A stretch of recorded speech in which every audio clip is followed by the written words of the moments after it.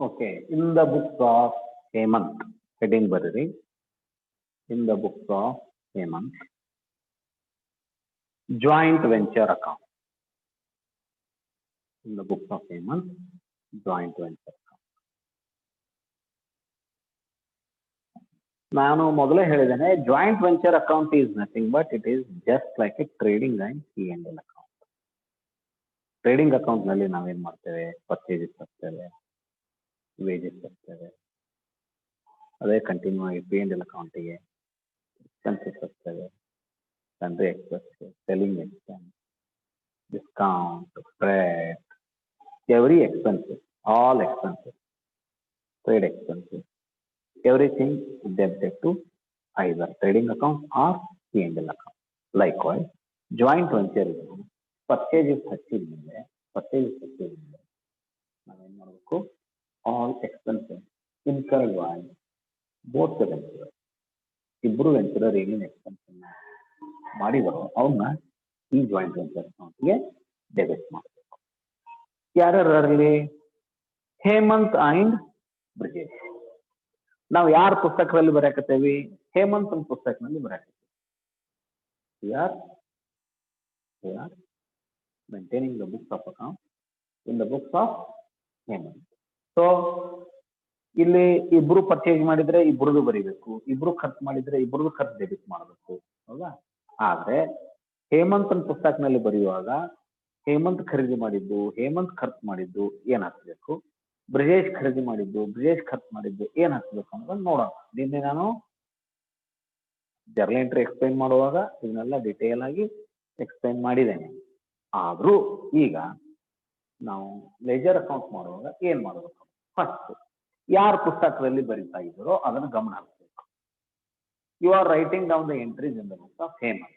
ಹೇಮಂತ್ ಪುಸ್ತಕದಲ್ಲಿ joint venture account ಹಾಕ್ತಾ ಇದ್ದೀರಾ, ಅದಕ್ಕೆ ಹೇಮಂತ್ ಖರೀದಿ ಮಾಡಿದ್ದು, ಹೇಮಂತ್ ಖರ್ಚು ಮಾಡಿದ್ದನ್ನ ಏನಂತ ಬರೀಬೇಕು ಅಂದ್ರೆ, ಹೇಮಂತ್ ಖರೀದಿ ಮಾಡಿದ್ದು to cash or bank, Hemant ಖರ್ಚು ಮಾಡಿದ್ದು to bank or cash.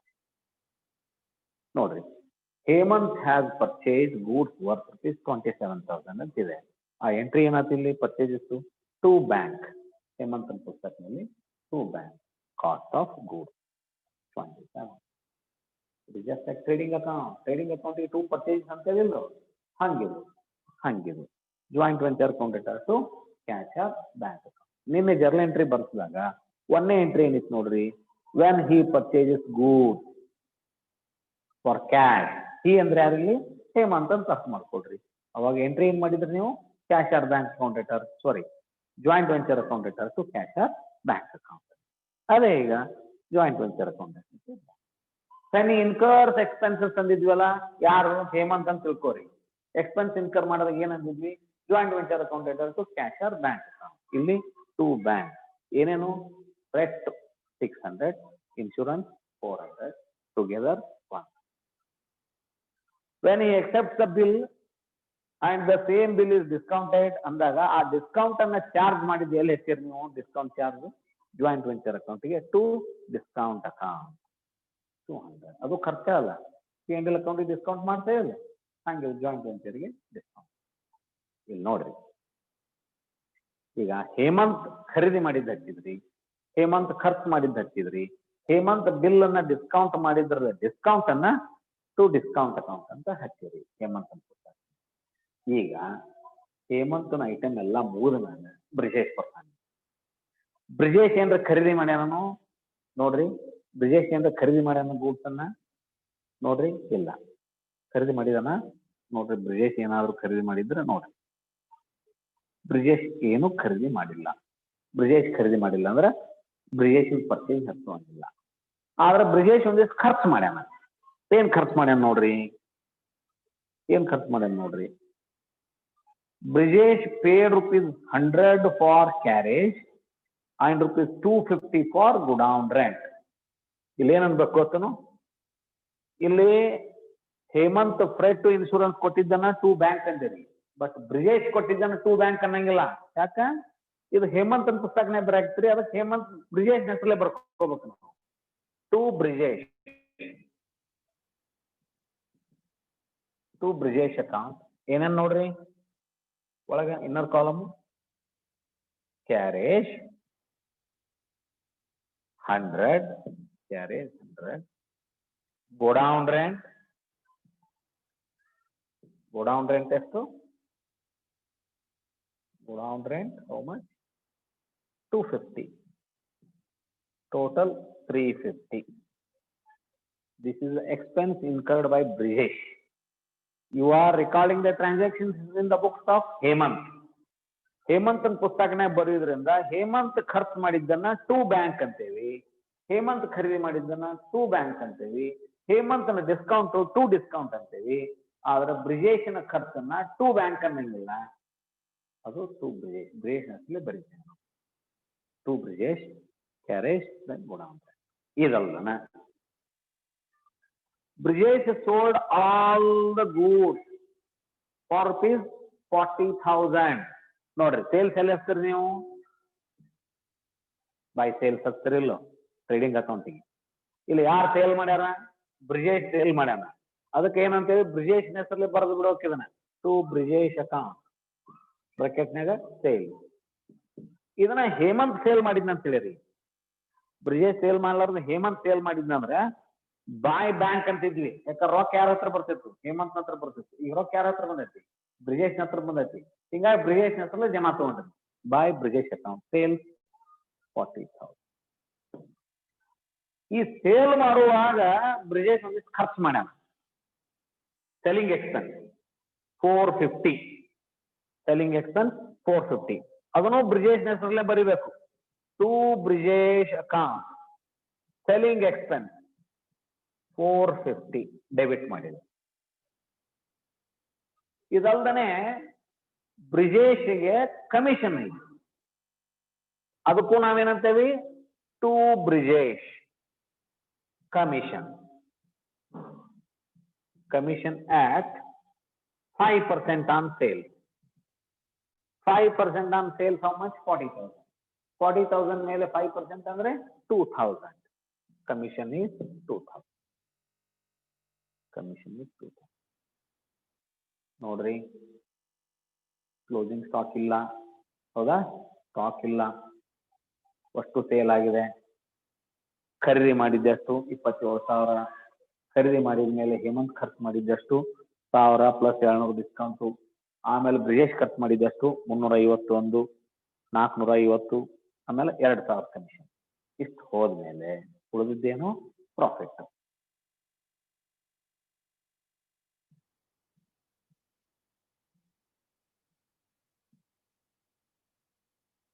$40,000.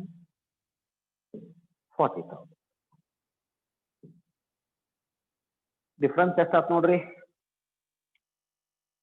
Difference ಎಷ್ಟಾತ್ ನೋಡ್ರಿ 27, 28, 350, 800, 1000, 29, 29, 2, 31, 9,000 ಡಿಫ್ರೆನ್ಸ್ ಆಕತ್ ನೋಡ್ರಿ. So what is this? This is profit on joint venture. We call it as profit on joint venture. ಈ ಪ್ರಾಫಿಟ್ ಅನ್ನ ಅವರು ಯಾವ ಪ್ರಾಫಿಟ್ ಶೇರಿಂಗ್ ರೇಷಿಯೋದಾಗ ಹಂಚ್ಕೊಂತಾರೆ? 2:1. ಇದಕ್ಕೆ ನೀವೇನಂದ್ರೆ ಗೊತ್ತಾ? To profit transferred to P&L account 6,000. To Brijesh 3,000. 9,000 2:1 ಹಂಚಿದ್ರೆ 6,000 ಹೇಮಂತ್ಗೆ ಬರುತ್ತೆ, 3,000 ಬ್ರಿಜೇಶಿಗೆ ಬರುತ್ತೆ. ಸೊ ಹೇಮಂತ್ಗೆ ಬರೋ ಪ್ರಾಫಿಟ್ ಅನ್ನ P&L ಅಕೌಂಟ್ ಅಂತ ತಗೊಂತೆ. ಹೇಮಂತನ P&L ಅಕೌಂಟಿಗೆ, ಬ್ರಿಜೇಶ್ ಅಂದು ಟು ಬ್ರಿಜೇಶ್ ಅಂತ ಹೇಳಿ ಅರ್ಥ ಮಾಡ್ಕೊಡ್ರಲ್ಲೇ. ಇದು ಹೇಮಂತನ ಪುಸ್ತಕನಾಗ ಇರೋದ್ರಿಂದ ಹೇಮಂತನ ಪ್ರಾಫಿಟ್ ಅನ್ನ P&L ಅಕೌಂಟಿಗೆ ಕಳಿಸ್ತೇವೆ, ಹೇಮಂತನ P&L ಅಕೌಂಟಿಗೆ. ಬ್ರಿಜೇಶನ ಪ್ರಾಫಿಟ್ ಅನ್ನ ಬ್ರಿಜೇಶನ್ ಇಂಡಿವಿಜುವಲ್ ಅಕೌಂಟಿಗೆ ಕಳಿಸ್ತೇವೆ. ಇದ ಬ್ರಿಜೇಶನ್ ಪುಸ್ತಕನಾಗ ಏನಾಕತಿ? ಬ್ರಿಜೇಶನ್ ಪುಸ್ತಕನಾಗ ಜಾಯಿಂಟ್ ವೆಂಚರ್ ಅಕೌಂಟ್ ಹಾಕಿದಾಗ ಬ್ರಿಜೇಶನ ಪಾಲ್ ಏನೈತಲ್ಲ 3,000 ಅದು P&L ಅಕೌಂಟ್ ಹಾಕತಿ. ಹೇಮಂತನ ಪಾಲ್ 6,000 ಏನಾಕತಿ? ಹೇಮಂತ್ ಅಕೌಂಟ್ ಹಾಕತಿ. ಇಷ್ಟ ಡಿಫರೆನ್ಸ್ ಇದ್ರಾಗಿಂದು. ಈಗ ಬ್ರಿಜೇಶನ್ ಪುಸ್ತಕನಾಗ ಈ ಅಕೌಂಟ್ ಹಾಕೋ ನೀವು ಪೂರ್ತಿ ಪಕ್ಕ ಆಗಿಬಿಡದೈತಿ ಈಗ ತಿಳ್ಕೊಂಡು ಆಯ್ತಾ. ಈಗ ಇಷ್ಟಂತ ಅರ್ಥ ಆಯ್ತು. ಈಗ ಜಾಯಿಂಟ್ ವೆಂಚರು ನೋಡ್ರಿ ಏನೇನೈತಿ ಇಲ್ಲಿ, just simple one trading and P and L account, mixture of trading and P and L account. ಇಲ್ಲಿ ಪರ್ಚೇಸಸ್ ಹಚ್ಚಿರಿ, ಎಕ್ಸ್ಪೆನ್ಸಸ್ ಹಚ್ಚಿರಿ, ಹೌದಾ, ಸೇಲ್ಸ್ ಹಚ್ಚಿರಿ, ಪ್ರಾಫಿಟ್ ಕಂಡಿರೋದ್ರಿ. ಪ್ರಾಫಿಟ್ ಅನ್ನ ಇಬ್ಬರ ನಡುವೆ ಆಸ್ ಪರ್ ಅಗ್ರೀಡ್ ರೇಷಿಯೋ ಹಂಚ್ಬೇಕು. ಅರ್ಥ ಆಯ್ತಾ? ಈಗ ಬರ್ರಿ ಬ್ರಿಜೇಶ್ ಅಕೌಂಟ್. ಇದನ್ನ ತೆಗಿಬಹುದಾ? ನಾನು ಇದನ್ನ ಅಳಕಸ್ಲಿ, ಇದನ್ನ ಅಳಕಸ್ಲಿ.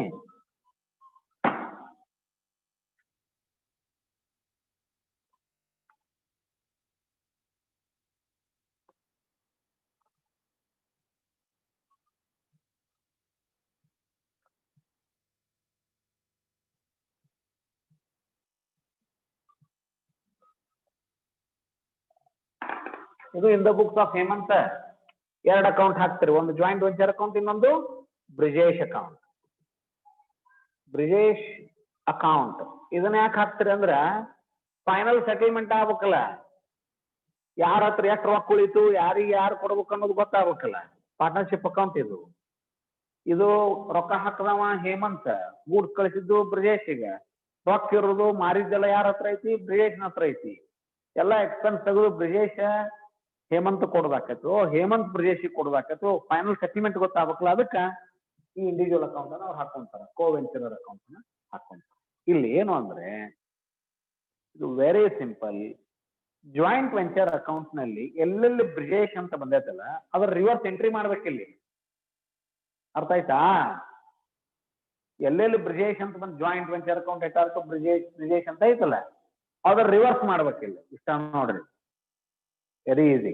ಈಗ ನೋಡ್ರಿ, by joint venture account credited by Brijesh, sales ಐತಲ್ಲ, ಇಲ್ಲ 40,000 ಸೇಲ್ಸ್ ಐತಿಲ್ಲ.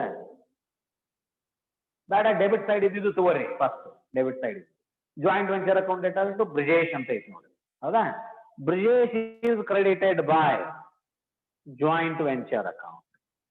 ಏನದು, ಎದಕ್ಕೆ ಸಂಬಂಧಪಟ್ಟಿದ್ದದು? ಫ್ರೇಟ್ ಅಂಡ್ ಕ್ಯಾರೇಜ್, ಹೌದು ಅಲ್ಲ? ಫ್ರೇಟ್ ಅಂಡ್ ಕ್ಯಾರೇಜ್ ಎಷ್ಟೈತಿ? ಎಷ್ಟೈತಿ ನೋಡ್ರಿ, 350 ರೂಪಾಯಿ ಐತಿ, ಹೌದು ಅಲ್ಲ? ಟೋಟಲ್ 350 ಐತಿಲ್ಲ. First entry joint venture account ನ ನೋಡ್ಕೊಂಬರ್ರಿ, ಅಲ್ಲಿ ಬ್ರಿಜೇಶ್ ಅಂತ ಫಸ್ಟ್ ಐಟಮ್ ಯಾವ್ದೈತಿ? Debit side. ಬ್ರಿಜೇಶ್ ಅಂತ ಯಾವ್ದು debit side? Freight and carriage ಐತಿಲ್ಲ, ಅದನ್ನ ಇಲ್ಲಿ ಹಚ್ಬೇಕು. By joint venture account freight and carriage 350. ಇನ್ನೊಂದು ಐತಿ ನೋಡ್ರಿ, ನೆಕ್ಸ್ಟ್ ಬೈ ಜಾಯಿಂಟ್ ವೆಂಚರ್, ಅದೇನು ಸೆಲ್ಲಿಂಗ್ ಎಕ್ಸ್ಪೆನ್ಸ್, ಹೌದು ಅಲ್ಲ? ಎಷ್ಟೈತಿ ಸೆಲ್ಲಿಂಗ್ ಎಕ್ಸ್ಪೆನ್ಸ್? 450. ಅಲ್ಲಿ ಇದ್ದಿದ್ದ ಇಲ್ಲಿ ರಿವರ್ಸ್ ಹಚ್ಬೇಕು. ಜಾಯಿಂಟ್ ವೆಂಚರ್ ಅಕೌಂಟ್ ಹಾಕ್ಬಿಟ್ರ ಬ್ರಿಜೇಶ್ ಅಕೌಂಟ್ ಹಾಕೋದು ಬಹಳ ಈಸಿ ಐತಿ. ಎಲ್ಲೆಲ್ಲಿ ಬ್ರಿಜೇಶ್ ಐತಿ ಅದ್ರ ರಿವರ್ಸ್ ಹಚ್ಬೇಕು. ಆಮೇಲೆ ಇನ್ನೊಂದು ಐತಿ ನೋಡ್ರಿ, ಬೈ ಜಾಯಿಂಟ್ ವೆಂಚರ್, ಇದೇನು ಕಮಿಷನ್, ಎಷ್ಟೈತಿ? 2000. ಅದಾದ್ಮೇಲೆ ಇನ್ನೊಂದು ಬ್ರಿಜೇಶ್ ಐತಿ, ಪ್ರಾಫಿಟ್ ಬೈ ಜಾಯಿಂಟ್ ವೆಂಚರ್ ಬ್ರಾಕೆಟ್ನಾಗ ಪ್ರಾಫಿಟ್ ಎಷ್ಟು? 3000. ಇದೇನು ಗೊತ್ತೇನು? ಇದೇನು ಗೊತ್ತೇನು? ಬ್ರಿಜೇಶಿಗೆಷ್ಟು ಕೊಡಬೇಕು ನಾವು. ಬ್ರಿಜೇಶ್ ಖರ್ಚು ಮಾಡಿದ್ದು ಅವ 350 ಕೊಟ್ಟಾನ. ಬ್ರಿಜೇಶ್ 350 ಐತನ? ಇಲ್ಲ, ಎಷ್ಟೈತಿ ನೋಡ್ರದು? ಬ್ರಿಜೇಶ್ 350 ಇಲ್ಲ. ಬ್ರಿಜೇಶ್ ಸೆಲ್ಲಿಂಗ್ ಎಕ್ಸ್ಪೆನ್ಸ್ ಬ್ರಿಜೇಶ್ ಇರೋದು 350 ಇಲ್ಲ, ಅದು ಅವಂದು 350 ಬ್ರಿಜೇಶ್ ಇಲ್ಲ, ಅದು ಹೇಮಂತ್ ಅಂದದು. ಫ್ರೇಟ್ ಮತ್ತು ಇದು ನೆಕ್ಸ್ಟ್ ಬರೋದ ಬ್ರಿಜೇಶ್ ಇಷ್ಟ. ಇದು ಯಾವುದು? Selling expense, commission, then profit, ಹೌದು ಅಲ್ಲ? ಏನಾಯ್ತು ಬ್ರಿಜೇಶನ್ದು? ಕ್ಯಾರೇಜ್ ಏನ್ ಗುಡೌನ್ ರೆಂಟ್ ಐತಿ ನೋಡ್ರಿ. ಬ್ರಿಜೇಶನ್ ಕ್ಯಾರೇಜ್ ಏನ್ ಗುಡೌನ್ ರೆಂಟ್ ಐತಿ ಬೈ ಜಾಯಿಂಟ್ ವೆಂಚರ್. ಕ್ಯಾರೇಜ್ ಅದು ಫ್ರೇಟ್ ಅಂಡ್ ಇನ್ಶೂರೆನ್ಸ್ ಅಲ್ಲ. ಕ್ಯಾರೇಜ್ ಅಂಡ್ ಗುಡೌನ್ ರೆಂಟ್ 350 ಐತಿ. ಒಟ್ಟ ಬ್ರಿಜೇಶ್ ಏನ್ ಖರ್ಚು ಮಾಡ್ಯಾನಲ್ಲ ಅದನ್ನಷ್ಟು ಇಲ್ಲಿ ತಗೊಂಡ್ರಿ ಜಮಾ. Carriage and ಗುಡೌನ್ rent 350 sundry selling expense 450 and commission towards him 2000, ಅವನಿಗೆ ಬರ್ಬೇಕಾದಂತ ಪ್ರಾಫಿಟ್ 3000. ಇಷ್ಟು ರೊಕ್ಕ ಅವ್ನಿಗೆ ವಾಪಸ್ ಕೊಡ್ಬೇಕು ನಾವು. ಯಾರು? ಹೇಮಂತ್. ಇಷ್ಟು ರೊಕ್ಕ ಅವ್ನಿಗೆ ವಾಪಸ್ ಕೊಡ್ಬೇಕು. ಎಷ್ಟೆಷ್ಟು? 3000 ಒಂದು ಪ್ರಾಫಿಟ್, 2000 ಒಂದು, 451, 351, 800, 5800 ರೂಪಾಯಿ ವಾಪಸ್ ಕೊಡ್ಬೇಕು. ಅರ್ಥ ಆಯ್ತಾ? ಅವ್ನು ಕೊಡ್ಬೇಕಾಗಿತ್ತು. ಆದ್ರ ರೊಕ್ಕ ಯಾರ ಕಡೆ ಐತೆ? ಅದು ರೊಕ್ಕ ಯಾರ ಕಡೆ ಐತಿ? ಹೇಮಂತ್ ಕೊಡ್ಬೇಕು ಖರೆ. ಹೊಳ್ಳಿ ಇವ್ರದ ರೊಕ್ಕ ಯಾರ ಕಡೆ ಐತಿ? ಈಗ ಅದು ಸೇಲ್ ಆಗಿದ್ದು ವಸ್ತು 40,000 ಯಾರ ಹತ್ರ ಐತಿ? ಬ್ರಿಜೇಶ್ ಹತ್ರನ ಐತಿ. 2 ಜಾಯಿಂಟ್ ವೆಂಚರ್ ಸೇಲ್ ಎಷ್ಟು? 40,000. ಈಗ ಹೇಮಂತ್ ಇವಂಗೆ ಕೊಡ್ಬೇಕು ಖರೆ. ಹೇಮಂತ್ ಇವಂಗೆ ಕೊಡ್ಬೇಕು ಖರೆ. ಬಟ್ ರೊಕ್ಕ ಇರೋದಲ್ಲ ಯಾರ ಕಡೆ ಐತಿ? ಬ್ರಿಜೇಶ್ನ ಹತ್ರ ಐತಿ. ರೊಕ್ಕ ಇರೋದಲ್ಲ ಯಾರ ಹತ್ರ ಐತಿ? ಬ್ರಿಜೇಶ್ನ ಹತ್ರ ಐತಿ. ಸೊ ಬ್ರಿಜೇಶ್ ಏನ್ ಮಾಡ್ಬೇಕೀಗ?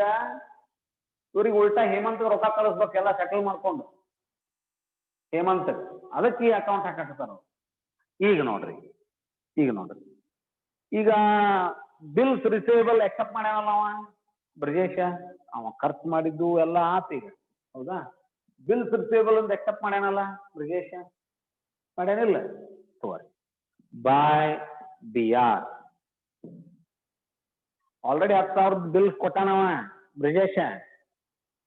ಅದನ್ನು ತಗೋಬೇಕಲ್ಲ ಇಲ್ಲಿ. ಅವ್ನು ಕೊಟ್ಟಿದ್ದನ್ನ ಇಲ್ಲಿ ತಗೋಬೇಕು. ಇದೊಂದೇ ಎಕ್ಸ್ಟ್ರಾ ಐಟಮ್. ಇನ್ನು ಉಳಿದಿದ್ದೆಲ್ಲ ಜಾಯಿಂಟ್ ವೆಂಚರ್ ಅಕೌಂಟ್ನಾಗ ಇರ್ತೈತಿ. ಅದನ್ನ ತಂದು ರಿವರ್ಸ್ ಮಾಡಿರಿ. BR ಐತಂದ್ರೆ BR ಅಂತ ಬರ್ಕೋಬೇಕಿಲ್ಲ 10,000 ಅಂತ. ಆಲ್ರೆಡಿ 10,000. ಯಾರು? ಬ್ರಿಜೇಶ್. ಯಾರಿಗೆ? ಹೇಮಂತ್. ಆಲ್ರೆಡಿ 10,000 ರೂಪಾಯಿ. ಈಗ ಇವನ್ ಹತ್ರ 40,000 ದುಡ್ಡಿತ್ತು. 40,000 ದುಡ್ಡಿತ್ತು. ಇದ್ರ ಪೈಕಿ 10,000 ಆಲ್ರೆಡಿ ಕೊಟ್ಟಾನ. ಇನ್ನು ಉಳಿದದ್ದು ಎಷ್ಟು ಕೊಡ್ಬೇಕು? 40,000 ಒಳಗ 10,000 ಕಲೆಕ್ಷನ್ 40 ಎಷ್ಟು ಕೊಡ್ಬೇಕು? ಇನ್ನ 30,000 ಕೊಡ್ಬೇಕು. ಮಾರಾಟ ಮಾಡಿದ್ದು 30,000 ಕೊಡುದಿಲ್ಲ ಅವ. 30,000 ಕೊಡುದಿಲ್ಲ. ಯಾಕಂದ್ರೆ ಇಲ್ಲೆಲ್ಲ ಅದಾವಲ್ಲ, ಇವನು ಮುರ್ಕೊಂಡು ಕೊಡ್ತಾನವ. ತಾ ಖರ್ಚು ಮಾಡಿದ್ದು, ತನಗೆ ಬರ್ಬೇಕಾದಂತ ಕಮಿಷನ್ನು, ತನಗೆ ಬರ್ಬೇಕಾದಂತ ಪ್ರಾಫಿಟ್ ವಸ್ತು ಕೂಡಿಸಿ 3 ಕೊಡ್ತಾನ. ಆದ್ರೆ ಎಷ್ಟಾತ್ ನೋಡ್ರಿ ಡಿಫ್ರೆನ್ಸ್? ಇದು ಡಿಫ್ರೆನ್ಸ್ ಎಷ್ಟಾತ್ ನೋಡ್ರಿ? ಈ ಡಿಫ್ರೆನ್ಸ್ ಎಷ್ಟಾತ್ ನೋಡ್ರಿ? 24,200. ಇದೇನಾದ್ ನೋಡ್ರಿ ಬೈ, ಇದಕ್ಕೆ ನಾವೇನಂತ ಕರ್ತೀವಿ? By bank final settlement 24,200. ಇಷ್ಟು ರೊಕ್ಕ ಬ್ರಿಜೇಶ್ನಿಂದ ಹೇಮಂತ್ಗ ಬರಬೇಕು ಅನ್ನೋದು ಇಲ್ಲಿ ಗೊತ್ತಾತು. ಯಾರಿಗೆ? ಹೇಮಂತ್ ತನ್ನ ಪುಸ್ತಕನಲ್ಲಿ ಬ್ರಿಜೇಶ್ನ ಅಕೌಂಟ್ ಹಾಕೋದ್ರಿಂದ ಏನ್ ಲಾಭ ಅಂತಂದ್ರ, ನನಗ್ ಕೊನೆಗೆ ರೊಕ್ಕ ಎಷ್ಟು ಬರ್ಬೇಕಪ್ಪ ಬ್ರಿಜೇಶ್ನಿಂದ ಅನ್ನೋದು ಗೊತ್ತ. Final settlement, to know the final settlement regarding the receipt of final balance or payment of final. ನಾವು ಕೊಡೋದು ಬರ್ತೋ ಅವನು ಕೊಡೋದು ಬರ್ತೋ ಅನ್ನೋದು ನೋಡ್ಕೊಳಕ ಈ ಅಕೌಂಟ್ ಹಾಕೊಂಡು ಕುಂತಿರ್ತಾನ. ಇಲ್ಲ ನಾವ ಹೇಮಂತ್ ಬ್ರಿಜೇಶ್ನಿಂದ ನನಗಿನ್ನೂ 24,700 ಬರ್ಬೇಕಾಗಿತ್ತು, ಅಷ್ಟು ಬಂದಿದೆ, ಸೆಟಲ್ಮೆಂಟ್ ಆಗಿದೆ ಅಂತ ಅಸಂಪ್ಷನ್ ಆಗ್ತೈತಿ, ಅದು ಬಂದಂಗ. ಒಂದೇ ಒಂದು ಎಕ್ಸ್ಟ್ರಾ ಐಟಮ್ ಮಾಡೈತಿಲ್ಲ, ಗಮನ ಅನ್ಸರ್ ನೀವು. ಒಂದೇ ಒಂದು ಎಕ್ಸ್ಟ್ರಾ ಐಟಮ್ ಬ್ರಿಜೇಶ್ ಅಕೌಂಟ್ನಾಗ. ಇನ್ನು ಮಿಕ್ಕದ್ದೆಲ್ಲ ಜಾಯಿಂಟ್ ವೆಂಚರ್ ಅಕೌಂಟ್ ನಲ್ಲಿ ಅಪಿಯರ್ ಆಗಿದಾವು. ಆ ಕಡೆ ಡೆಬಿಟ್ ಸೈಡ್ ಅಪಿಯರ್ ಆಗಿದ್ದು, ಇಲ್ಲಿ ಕ್ರೆಡಿಟ್ ಸೈಡ್ ಅಪಿಯರ್ ಆಗಿದೆ. ಆ ಕಡೆ ಕ್ರೆಡಿಟ್ ಸೈಡ್ ಅಪಿಯರ್ ಆಗಿದ್ದು, ಇಲ್ಲಿ ಡೆಬಿಟ್ ಸೈಡ್ ಅಪಿಯರ್ ಆಗಿದೆ. ಮೊದಲು ಅವ್ನು ಹಚ್ಚಿ ಬಿಡ್ಬೇಕು. ಆ ನಂತರ BR ಏನಾದ್ರು ಇದ್ರೆ ಕೊನೆಗೆ ಬೈ BR ಅಂತ ಅಮೌಂಟ್ ಹಚ್ಚಿಬಿಟ್ರೆ ನಿಮಗೆ ಫೈನಲ್ ಸೆಟಲ್ಮೆಂಟ್ ಅಮೌಂಟ್ ಕೊಡ್ತಾರೆ.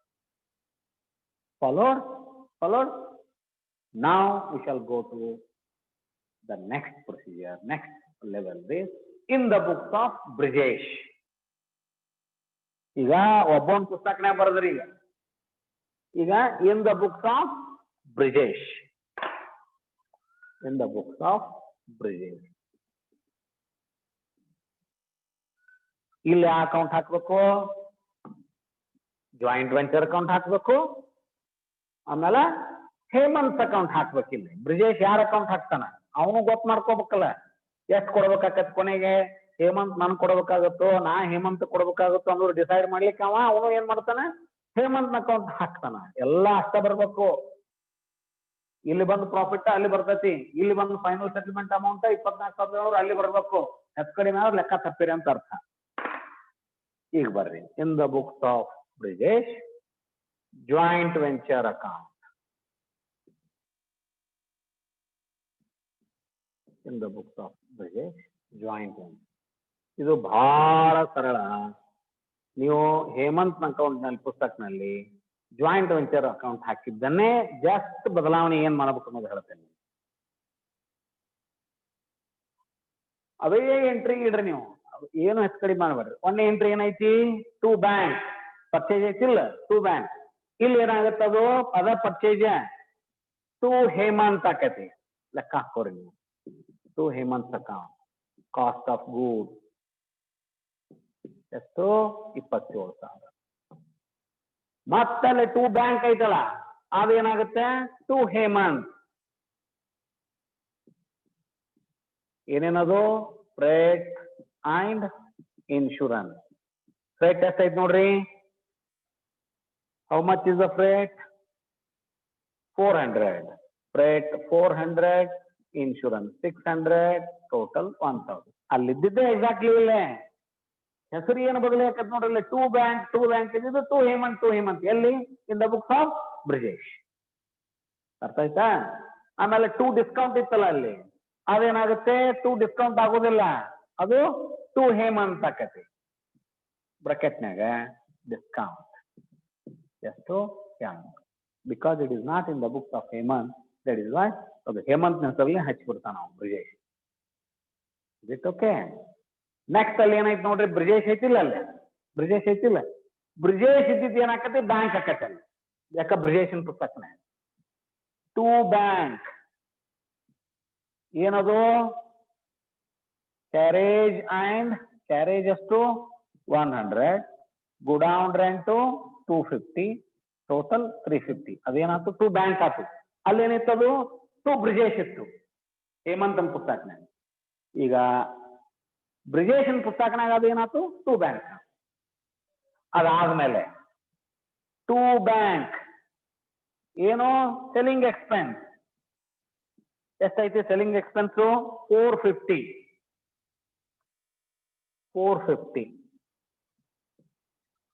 ಹೌದಾ? ಇನ್ನೊಂದೇನಿದೆ ನೋಡ್ರಿ, ಟು ಕಮಿಷನ್ ಐತಲ್ಲ. ಆಗ ಹೆಂಗ್ ಟು ಡಿಸ್ಕೌಂಟ್ ಇತ್ತಲ್ಲ, ಯಾರ್ದು ಹೇಮಂತ್ ಪುಸ್ತಕನ ಟು ಡಿಸ್ಕೌಂಟ್ ಇತ್ತಲ್ಲ, ಹಂಗಲ್ಲಿ ಆಗ ಡಿಸ್ಕೌಂಟ್ ಇದ್ದಿದ್ದು ಈಗ ಏನಾಯ್ತು, ಹೇಮಂತ್ ಆಯ್ತು. ಈಗ ಅಲ್ಲಿ ಟು ಬ್ರಿಜೇಶ್ ಇತ್ತಲ್ಲ ಕಮಿಷನ್, ಅದು ಈಗ ಕಮಿಷನ್ ಆಗತ್ತೆ, ಟು ಕಮಿಷನ್. ಎಷ್ಟು, 2,000. ಸೇಲ್ಸಿಗೆ ಬರ್ರಿ, ಬೈ ಬ್ಯಾಂಕ್ ಆಕತ್ತೆ. ಸೇಲ್ ರೊಕ್ಕ ಇವನ ಹತ್ರ ಬಂದೈತಲ್ಲ, ಕ್ಯಾಶ್ ಅದು ರಿಸೀವ್ಡ್ ಬೈ ಬ್ರಿಜೇಶ್, ಅದಕ್ಕೆ ಅದೇನಾಯ್ತು, ಬೈ ಬ್ಯಾಂಕ್. ಎಷ್ಟು, 40,000. ನೋಡ್ರಿ, ಆಗಲೇ ಜಾಯಿಂಟ್ ವೆಂಚರ್ಗೂ ಈ ಜಾಯಿಂಟ್ ವೆಂಚರ್ಗೂ ಅಮೌಂಟ್ ನಲ್ಲಿ, ಫಿಗರ್ ನಲ್ಲಿ ಏನಾದ್ರು ಬದಲಾವಣೆ ಇದೆ ನೋಡ್ರಿ. Just you have to change, interchange ಇದೆ ಅಲ್ಲಿ. ಬ್ಯಾಂಕ್ ಇದ್ದಿದ್ದು ಹೇಮಂತ್ ಆಯ್ತು, ಬ್ರಿಜೇಶ್ ಇದ್ದಿದ್ದು ಬ್ಯಾಂಕ್ ಆಯ್ತು. ಇಷ್ಟೇ. ಅರ್ಥ ಆಯ್ತಾ? ಈಗ ಕ್ಲೋಸ್ ಮಾಡ್ರಿ.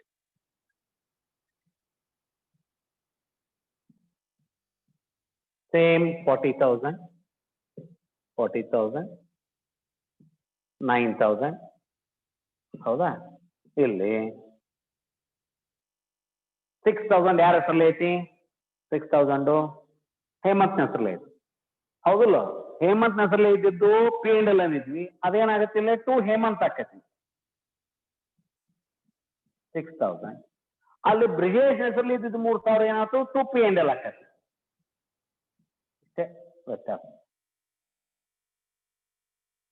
ಅಲ್ಲಿ ಪಿ ಅಂಡ್ ಎಲ್ ಇದ್ದಿದ್ದು ಇಲ್ಲಿ ಹೇಮಂತ್ ಆಯ್ತು, ಅಲ್ಲಿ ಬ್ರಿಜೇಶ್ ಇದ್ದಿದ್ದು ಇಲ್ಲಿ ಪಿ ಅಂಡ್ ಎಲ್. ಅಮೌಂಟ್ ಅಷ್ಟೇ, 6,000 3,000, ಅವ್ರು ಹೋಗ್ಬೇಕಾದ ಅಮೌಂಟ್ ಅಷ್ಟೇ ಹೋಗ್ಬೇಕಲ್ಲ.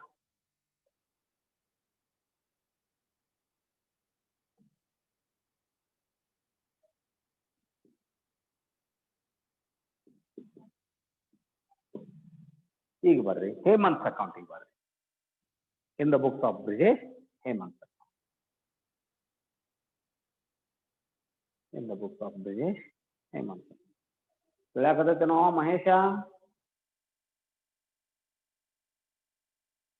ಮಹೇಶ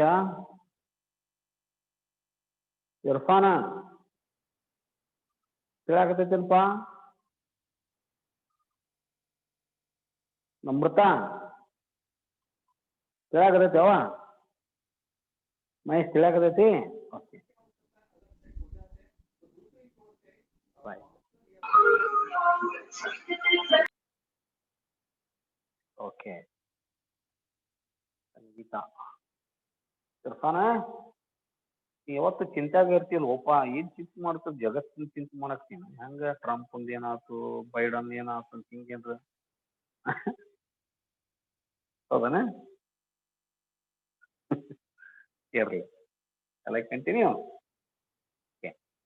ಈಗ ಬರ್ರಿ ಹೇಮಂತ್ ಅಕೌಂಟಿಗೆ ಬರ್ರಿ ಆಗಲೇ ನೀವು ಆಗಲೇ ಮಾಡಿದ್ರಲ್ಲ ಎಲ್ಲೆಲ್ಲಿ ಹೇಮಂತ್ ಅಂತ ಐತಿ ಅದ್ರ ಉಲ್ಟಾ ಹಾಕ್ಬಿಡ್ರಿ ಜಾಯಿಂಟ್ ವೆಂಚರ್ಗೆ to Hemant cost of goods ಐತಲ್ಲ ಇಲ್ಲಿ by joint venture cost of goods ಎಷ್ಟು 27,000 ಮುಂದೆ ಬೈ ಜಾಯಿಂಟ್ ವೆಂಚರ್ ಏನದು ಫ್ರೇಟ್ ಅಂಡ್ ಇನ್ಶೂರೆನ್ಸ್ ಎಕ್ಸ್ಪೆನ್ಸ್ ಎಷ್ಟೈತಿ 1,000 ಬೈ ಜಾಯಿಂಟ್ ವೆಂಚರ್ ಏನೈತಿ ಡಿಸ್ಕೌಂಟ್ ಎಷ್ಟು 200 ಆಮೇಲೆ ಒಮ್ಮೆ ಬರುದು ಹೇಮಂತ್ ಆದ್ಮೇಲೆ ಒಮ್ಮೆ ಅವ್ರ profit by joint venture profit ಅಂತ ಬರೀರಿ ಎಷ್ಟು 6,000 ಬೈ ಜಾಯಿಂಟ್ ವೆಂಚರ್ ಆನಂತರ ಇಲ್ಲಿ ಇಷ್ಟರ ಪೈಕಿ ಅವ್ನ್ ಆಲ್ರೆಡಿ ನೋಡ್ರಿ ಅವಂಗಿಷ್ಟು ಬರ್ಬೇಕಾಗೈತಿ ಯಾರಿಗೆ ಹೇಮಂತ್ 27,000 ಕೊಟ್ಟು ಗೂಡ್ಸ್ ಖರೀದಿ ಮಾಡಿದ್ದ ಕಾಸ್ಟ್ ಆಫ್ ಗೂಡ್ಸ್ 6 ಹೊಳಿ ಬರ್ಬೇಕು 1,000 ರೂಪಾಯಿ ಖರ್ಚು ಮಾಡ್ಯಾನ 6 ಹೊಳಿ ಬರ್ಬೇಕು 28 ಪ್ಲಸ್ 700 ರೂಪಾಯಿ ಡಿಸ್ಕೌಂಟ್ ಹೋಗೈತಿ ಹೌದಾ ಎಷ್ಟಾಯ್ತು 28,700 ಪ್ಲಸ್ 6,000 ರೂಪಾಯಿ ಅವ್ನು ಬರ್ಬೇಕಾದಂತ ಪ್ರಾಫಿಟ್ ಟೋಟಲ್ ಎಷ್ಟಾಯ್ತು 28 6 34,200 ರೂಪಾಯಿ ಅವ್ನು ಬರ್ಬೇಕು 34,200 ರೂಪಾಯಿ ಅವ್ನು ಬರ್ಬೇಕು ಅಷ್ಟರ ಪೈಕಿ ಅವ್ನಿಗೆ 10,000 ರೂಪಾಯಿ ಬಂದೈತಿ 2 BP ತಿಳಿತನ ಅವ್ನಿಗೆ 10,000 ರೂಪಾಯಿ ಬಂದ್ಬಿಟ್ಟೈತಿ ಇಷ್ಟು ಅವ್ನು ಬರ್ಬೇಕಾಗಿತ್ತು ಅದ್ರ ಪೈಕಿ 10,000 ಬಂತು ಇನ್ನು ಬರ್ಬೇಕಾಗಿದ್ದೆ ಅಷ್ಟ ಅವಂಗ 24,200 ಟು ಬ್ಯಾಂಕ್ ಫೈನಲ್ ಸೆಟಲ್ಮೆಂಟ್ ಆಗಲೇನು ಅಷ್ಟ ಬಂದಿತ್ತಿಲ್ಲ ಬ್ರಿಜೇಶನ ಅಕೌಂಟ್ನಾಗೂ 24,200 ಫೈನಲ್ ಸೆಟಲ್ಮೆಂಟ್ ಬಂದಿತ್ತಿಲ್ಲ ಬೈ ಬ್ಯಾಂಕ್ ಅಂತ ಬಂದಿತ್ತು ನೋಡ್ರಿ ಬಂದಿತ್ತಿಲ್ಲ ಈಗ ಟು ಬ್ಯಾಂಕ್ ಅಂತ 24,200 ರೂಪಾಯಿ ಅವ್ನು ಕೊಟ್ಟೇನಿ ಅಂತ ಬರೀತಾನ ಇದರಲ್ಲಿ ಒಬ್ಬೊಂದು ಯಾವ್ದಾರ ಪುಸ್ತಕನ್ಯಾಗ ನೀವು ಕರೆಕ್ಟ್ ಆಗಿ ಜಾಯಿಂಟ್ ವೆಂಚರ್ ಅಕೌಂಟ್ ಹಾಕಕ್ ಕಲ್ತ್ರ ಅಂದ್ರೆ ಒಬ್ಬೊಂದು ಪುಸ್ತಕನ್ಯಾಗ ಆ ಇಡೀ ಒಂದು ಜಾಯಿಂಟ್ ವೆಂಚರ್ ಅಕೌಂಟ್ ನಿಮ್ಮನ್ನ ಅಷ್ಟು ಕಡೆ ತಗೊಂಡ್ ಹೋಗ್ಬಿಡೋದು ಎಷ್ಟು ಈಜಿ ಐತಿ ನೋಡ್ರಿ ಇದು ಒಂದು ಜಾಯಿಂಟ್ ವೆಂಚರ್ ಅಕೌಂಟ್ ಅನ್ನ ಪರ್ಫೆಕ್ಟ್ ಹಾಕ್ಬೇಕು ನೀವು ಈ ಹೇಮಂತ್ ಅಂತ ಪುಸ್ತಕನ್ಯಾಗ ತಗೊಂಡ್ರಿಲ್ಲೋ ಅಲ್ಲಿ ಜಾಯಿಂಟ್ ವೆಂಚರ್ ಪರ್ಫೆಕ್ಟ್ ಹಾಕಿದ್ರೆ ಅದು ಬ್ರಿಜೇಶನ ಅಕೌಂಟಿಗೆ ಹೆಲ್ಪ್ ಮಾಡ್ತೈತಿ ರಿವರ್ಸ್ ಎಂಟ್ರಿ ಮಾಡ್ತೈತಿ ಹೌದಾ ಮುಂದೆ ಬ್ರಿಜೇಶನ್ ಪುಸ್ತಕನಿಗೆ ಬಂದಾಗ ಅದೇ ಜಾಯಿಂಟ್ ವೆಂಚರ್ ಅಕೌಂಟ್ ಸೇಮ್ ಬರುತ್ತೆ ವಿತ್ ಲಿಟಲ್ ಚೇಂಜ್ ಏನ್ ಚೇಂಜ್ ಮಾಡಿವಲ್ಲ ಈ ಚೇಂಜ್ ಮಾಡಿಬಿಟ್ರೆ ಮುಗಿದೋಕು ಕೆಲಸ ಬಗ್ಗೆ ಫಸ್ಟ್ ಮೆಥಡ್ ಪ್ರಾಬ್ಲಮ್ ಈ ರೀತಿ ಬರ್ತಾವೆ first method problem first method ಅಂತ ಕರೆದಾಕ್ಷಣಕ್ಕೆ ನೀವು ನೆನಪಿಟ್ಕೊಡ್ರಿ 4 ಅಕೌಂಟ್ ಹಾಕ್ಬೇಕು ಪಕ್ಕಾ ಇದೆ ಹೆಂಗ್ 4 account in the books of A joint venture account in the books of one venture joint venture account and co-venture in the books of another venture joint venture account and co-venture minimum 4 account ಅಕಸ್ಮಾತ್ 3 ಮಂದಿ ಇದ್ರಂದ್ರ ಅವರು 3 ಮಂದಿ ಇದ್ರಂದ್ರ 6 account ಹಾಕವು ಗೊತ್ತಿರಲಿ 3 ಮಂದಿ ಇದ್ರಂದ್ರ in the books of A in the books of B in the books of C ಅಲ್ಲಿ joint venture account ಇಬ್ರು co-venture account ಇಲ್ಲಿ joint venture account ಇಬ್ರು co-venture in the books of A suppose ABC ಇದ್ರಂದ್ರೆ in the books of A joint venture account, B's account, C's account. In the books of B, joint venture account,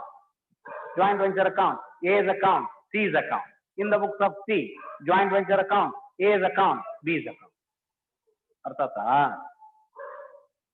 3 ಮಂದಿ ಇದ್ರೆ 3 ಮಂದಿ ಇದ್ದು ಇರಂಗಿಲ್ಲ. ನಿಮಗೆ ತಿಳಿಲಿ ಅಂತ ಹೇಳೇನಿ. ಇಬ್ಬರದ್ದು ಇರ್ತಾವ. ಅರ್ಥ ಆತಾ? ಇಬ್ಬರದಿದ್ರೆ 4 account. Joint venture account, co-venture account. Joint venture account, co-venture. ಅದಕ್ಕೆ ಒಬ್ಬರು ಪುಸ್ತಕನ್ಯಾಗ ಒಂದು ಜಾಯಿಂಟ್ ವೆಂಚರ್ ಅಕೌಂಟ್ ಹಾಕ್ಲಿಕ್ಕೆ ಪರ್ಫೆಕ್ಟ್ ಆಗದ್ರಿ ಅಂದ್ರೆ ಮುಂದೆಲ್ಲ ಪರ್ಫೆಕ್ಟ್ ಆಗುತ್ತೆ. ಅರ್ಥ ಆಯ್ತಾ? ನಾ ಇನ್ನೊಂದು ಪ್ರಾಬ್ಲಮ್ ಅನ್ನ ಕಳಿಸಿದ್ದೇನೆ ನಿಮಗೆ.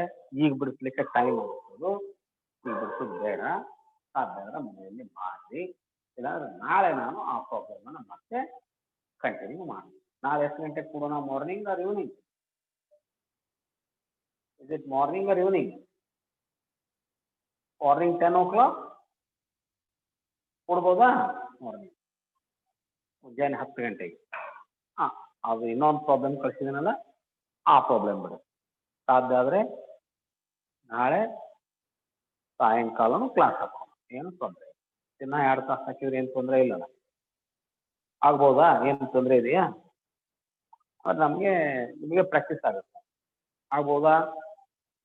ನಾಳೆ tomorrow we shall meet at 10 o'clock morning. ಆ 2ನೇ ಪ್ರಾಬ್ಲಮ್ ಕಳಿಸಿದನಲ್ಲ, ಆ ಪ್ರಾಬ್ಲಮ್ ಬಿಡುತ್ತೆ. ಈಗ ಯಾವುದೂ ಸದ್ಯಕ್ಕೆ ಹೋಮ್ವರ್ಕ್ ಇಲ್ಲ. Is it okay? Right. Good night.